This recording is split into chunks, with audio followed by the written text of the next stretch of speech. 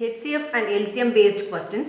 A bookseller has 175 English books, 245 science books and 385 mathematics books. He wants to sell the books in a box, subject wise, in equal numbers. What will be the greatest number of the boxes required? Also, find the number of books for each subject in a box.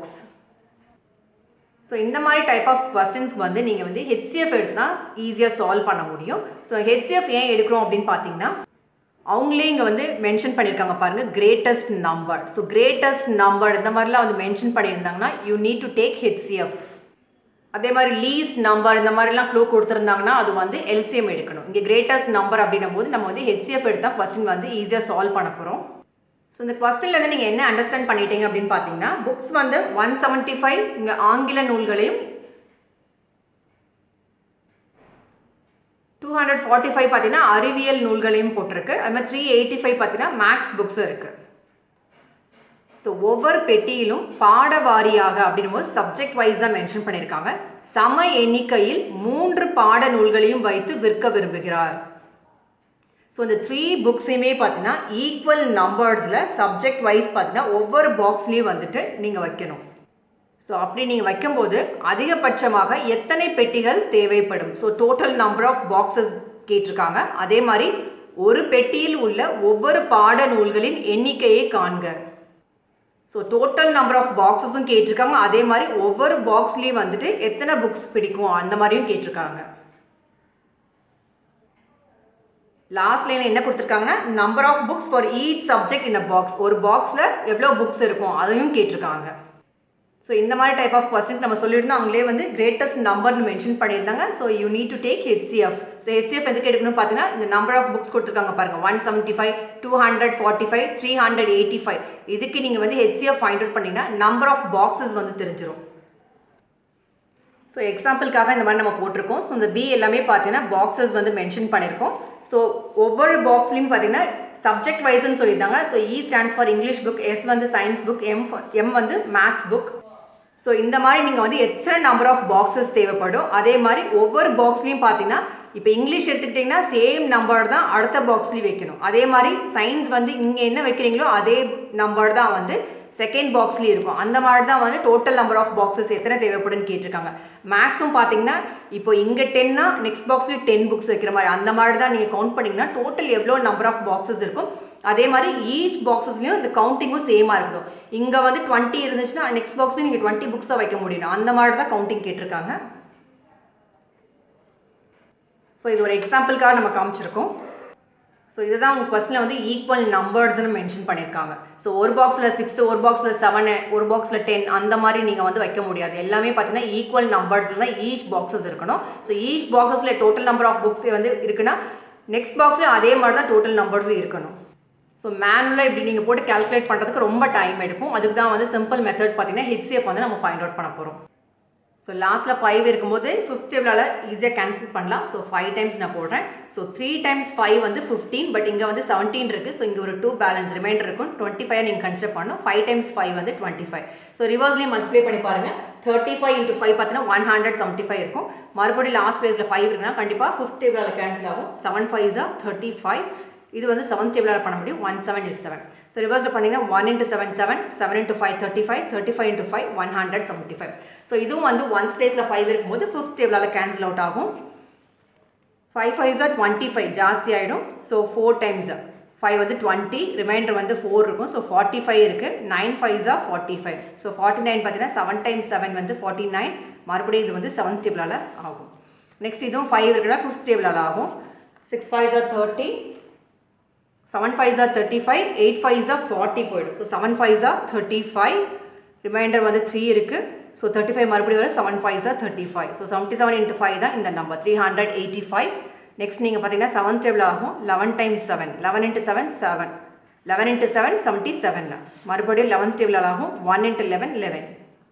So இப்போ factors of 175 நீங்கள் பார்த்தீங்கன்னா 5 into 5 into 7, இது பார்த்தீங்கன்னா 5 into 7 into 7, இங்கே வந்து 5 into 7 into 11. இதுலேருந்து HCF find out பண்ணணும். So factors இருக்கும். ஹெச்சிஎஃப் எடுக்கும்போது இந்த ஆல் 3 நம்பர்ஸோட காமன் தான் எடுக்கணும். ஸோ 5 ஆல் 3லையுமே இருக்குது. நெக்ஸ்ட் ஆல் 3லையுமே பார்த்தீங்கன்னா 7 இருக்குது. ஸோ இங்கே ஃபுல்லாக 7 இருக்குது. வேறு எது காமனாக கிடையாது. இங்கே 11 ஒரே ஒரு இதாக இருக்குது, வேறு எங்கேயுமே கிடையாது. 7 இங்கே ஒரே ஒரு டைம் தான் இருக்குது, 5 இங்கே ஒரே ஒரு டைம் இருக்குது. ஸோ காம்பினேஷன் பார்த்தீங்கன்னா ஆல் த்ரீலையுமே சேம் நம்பர்ஸ் இருக்க மாதிரி தான் எடுப்போம். ஸோ 5 × 7 = 35. நான் சொல்லியிருந்தேன் HCF எடுத்திங்கன்னா உங்களுக்கு டோட்டல் நம்பர் ஆஃப் பாக்ஸஸ் கிடச்சிரும். ஸோ இந்த புக்ஸ்லாம் வைக்க எவ்வளோ பாக்ஸஸ் தேவைப்படும்னு பார்த்தீங்கன்னா டோட்டல் வந்து 35 வந்து பாக்ஸஸ் தேவைப்படும். So what will be the greatest number of boxes required அப்படின்னு போது 35 வந்து ஃபைண்ட் அவுட் பண்ணிட்டோம். பட் இங்கே வந்து 35 பாக்ஸஸ் இருக்குது. ஒவ்வொரு பாக்ஸ்லேயும் வந்து எத்தனை புக்ஸ் வந்து வைக்க முடியும். ஸோ அதே மாதிரி ஒவ்வொரு பாக்ஸ்லேயும் வந்து சப்ஜெக்ட் வைஸ் வந்து ஈக்குவல் கவுண்ட் இருக்குன்னு நம்ம சொல்லியிருந்தோம். ஸோ அதுக்கான ஸ்டெப் பார்க்கலாம். Also find the number of books for each subject in a box. ஒவ்வொரு பாக்ஸ்லையும் நம்ம சப்ஜெக்ட் வைஸில் வந்துட்டு எத்தனை புக்ஸ் வந்து வைக்க முடியும் அதையும் நம்ம கால்குலேட் பண்ணணும். ஸோ டோட்டல் வந்து 35 புக்ஸ்ன்னு சொல்லியிருந்தாங்க. நம்ம அதனால் வந்து B1ன்றது பாக்ஸ் 1. ஸோ இந்த மாதிரி எழுதி டோட்டலாக நம்ம எவ்வளோ பாக்ஸஸ் போட்டிருக்கோம், 35 பாக்ஸஸ் வந்து HCF வந்து ஃபைண்ட் அவுட் பண்ணியிருக்கோம். So 35 boxes. இப்போ வந்து சப்ஜெக்ட் வைஸ் இங்கிலீஷ் வந்து ஒரு பாக்ஸில் எத்தனை வைக்க முடியும், சயின்ஸ் வந்து ஒரு பாக்ஸில் எத்தனை வைக்க முடியும், மேக்ஸ் வந்து ஒரு பாக்ஸில் எத்தனை வைக்க முடியும். ஸோ சேம் நம்பர் தான் மித்த பாக்ஸஸ்லையும் ரிப்பீட் ஆகணும். ஸோ அதை நம்ம ஃபைண்ட் அவுட் பண்ண போகிறோம். So English, science books, maths books வந்து இவ்வளோ கவுண்ட் கொடுத்துருந்தாங்க. நம்ம பாக்ஸஸ் வந்து எவ்வளோ ஃபைண்ட் அவுட் பண்ணோம்னா 35 வந்து ஃபைண்ட் அவுட் பண்ணணும். ஸோ அதை டிவைட் பை 35 பண்ண போகிறோம். இந்த புக்ஸ் கூட divide by number of boxes வந்து எவ்வளோ தேவைப்படுன்னு பார்த்தோம், 35 ஃபைண்ட் அவுட் பண்ணோம். ஸோ இதை வந்து நீங்கள் டிவைட் பை 35 பண்ணும்போது 5 வரும். இதை டிவைட் பை 35 பண்ணும்போது 7 கிடைக்கும். இதை டிவைட் பை 35 பண்ணும்போது 11 கிடைக்கும். ஸோ இதை வேணால் கிராஸ் மல்டிப்ளை பண்ணி பாருங்கள். 5 × 35 பண்ணிங்கன்னா இந்த நம்பர் கிடைக்கும், 7 × 35 பண்ணிங்கன்னா இந்த நம்பர் கிடைக்கும், 11 × 35 பண்ணிங்கன்னா இந்த நம்பர் கிடைக்கும். ஸோ ஒவ்வொரு பாக்ஸ்லையும் இங்கிலீஷ் புக்ஸ் எத்தனை வைக்க முடியும், 5. சயின்ஸ் புக்ஸ் பார்த்தீங்கன்னா 7, மேக்ஸ் புக் பார்த்தீங்கன்னா 11 வைக்க முடியும். ஸோ நம்ம கொஸ்டினில் கொடுத்தது பார்த்தீங்கன்னா he wants to sell the books in a box subject wise in equal numbersன்னு கொடுத்துருந்தாங்க. ஸோ ஒரு பாக்ஸ்லேயே பார்த்தீங்கன்னா 5 இங்கிலீஷ் புக்ஸ் வைக்க முடியும், 7 சயின்ஸ் புக்ஸ் வைக்க முடியும், அதே மாதிரி 11 மேக்ஸ் புக்ஸ் சொன்னோம். ஸோ 11 + 5 பார்த்தீங்கன்னா 16 கூட ஒரு 7 நீங்கள் ஆட் பண்ணிங்கன்னா 23. ஸோ ஒரு பாக்ஸில் 23 வைக்க முடியும். ஸோ ஈச் பாக்ஸுமே பார்த்தீங்கன்னா 23 மேக் ஷோர் கவுண்ட் எப்படி இருக்குன்னு பார்த்தீங்கன்னா இங்கிலீஷ் வந்து 5ஆக இருக்கணும், சயின்ஸ் வந்து 7ஆக இருக்கணும், மேக்ஸ் வந்து 11ஆக இருக்கணும். ஸோ இங்கே பாருங்கள் B1 வந்து டோட்டல் 35 பாக்ஸஸ் போட்டிருக்கோம்.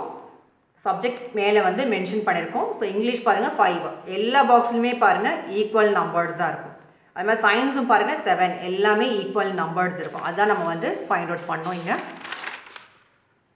7. மேக்ஸ் பாருங்கள் 11 ஃபைண்ட் அவுட் பண்ணோம், எல்லாமே இருக்கும். இது எல்லாமே கவுண்ட் பண்ணி பாருங்கள். ஸோ இதையும் பாருங்கள், ஒரு பாக்ஸில் வந்து மேக்ஸிமம் பாருங்கள் எவ்வளோ புக்ஸ் வைக்க முடியும், 23. ஸோ ஈச் பாக்ஸ்லையுமே பாருங்கள் 23 இருக்கும். இதை ஈக்குவல் நம்பர்ஸ் நீங்கள் ஷேர் பண்ணுறது தான் கொஸ்டினில் கேட்டிருந்தாங்க. ஸோ இதை நீங்கள் ஒவ்வொரு டைம் நீங்கள் மேனுவலாக இவ்வளோ பாக்ஸஸ் போட்டு எவ்வளோ நம்பர்ஸ் வரும், எக்ஸ்ட்ராவாக வருமா, இதெல்லாம் கவுண்ட் பண்ணுறதுக்கு ரொம்ப டைம் எடுக்கும். அதுக்கு தான் நம்ம வந்து HCF ஷார்ட்கட் மெத்தட். ஸோ அவங்களே கொஸ்டினில் வந்து கிரேட்டஸ்ட் நம்பர்னு கூட கொடுத்துட்டாங்க. ஸோ அதை வச்சு நம்ம ஈஸியாக வந்து HCF வந்து ஃபைண்ட் அவுட் பண்ணிடலாம். ஸோ இது வந்து HCF LCM வந்து சம்டைம்ஸ் உங்களுக்கு டவுட்டாக இருக்கும். ஸோ நீங்கள் உள்ளே இருக்கிற டேர்ம்ஸ் பாருங்கள், லீஸ்ட், ஸ்மாலஸ்ட், கிரேட்டஸ்ட் அந்த மாதிரிலாம் கொடுத்துருப்பாங்க. தேங்க்யூ ஸோ மச் ஃபார் வாட்சிங் திஸ் வீடியோ.